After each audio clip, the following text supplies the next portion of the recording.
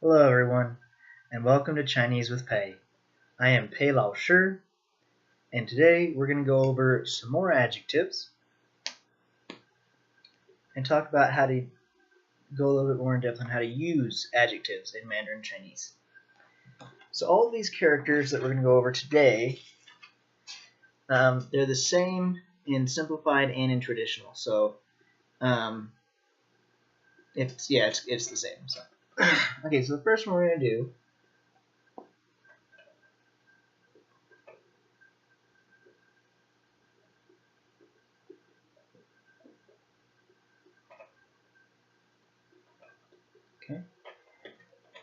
and this is Gao.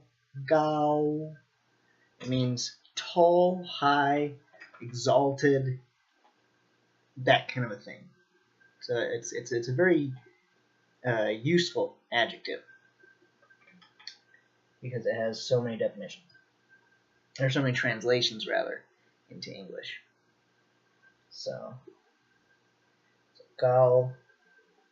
All right, the next one is, when referring to humans, is the opposite of Gao.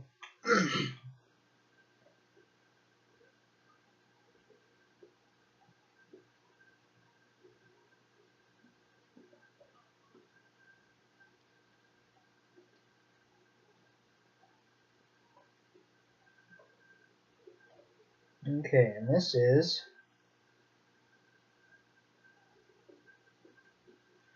I, and it's that third tone, so you kind of go out I. And this means short or dwarf. This is kind of a sensitive character because it can be used in certain contexts as a derogatory term for Japanese people. So just kind of be careful how you use it. If you're saying someone's short, like for example, I am short, so I can use it to refer to myself. You can refer to me that way, so I'm I. So that's that. Okay, and this next one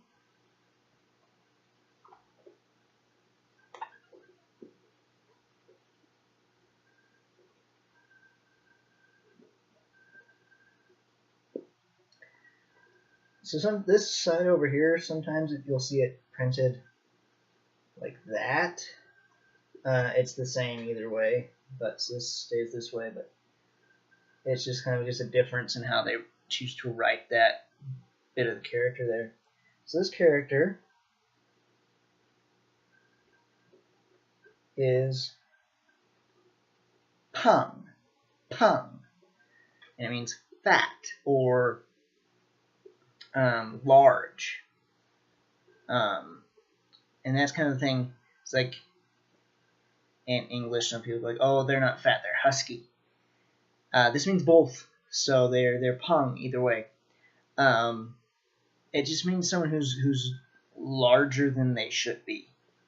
For example, some people that are like bodybuilders in Chinese are described as peng because they're too big.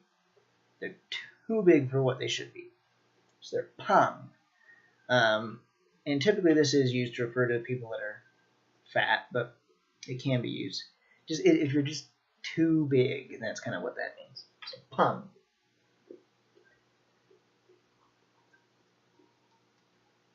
I used to be very peng. Yeah. True story. Alright, so this next one. Okay.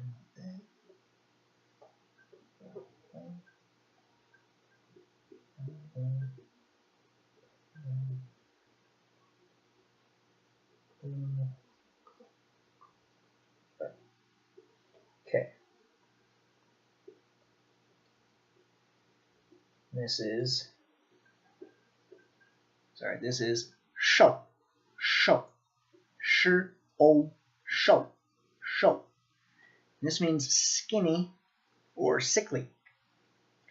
Not to be sick, but so skinny that you appear to be sick. In fact, so this outside bit here, this double dots and this wrap around that dot up there, that's the radical for disease. This is a rib cage, and I think that's just like this is yo, but that's kind of like a, and it's meant to represent their body. It means show, skinny, but this isn't skinny like oh, you're a healthy weight. If someone describes you as show, it means you're too skinny, you're too small. And so that's kind of what this is. So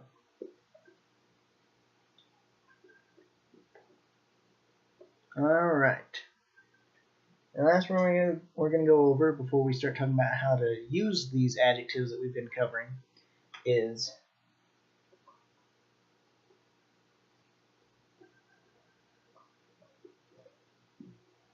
that's not very good. Sorry. Let's try that again.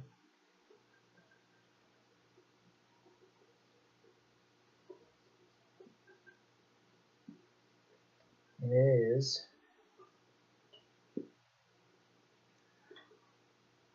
lay.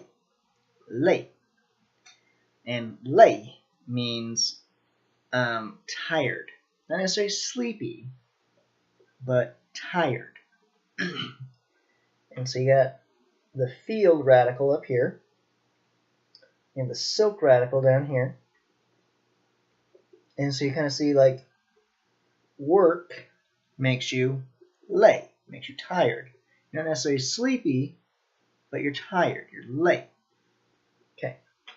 Now, the way to use these, in English, we tend to say like, I am tired.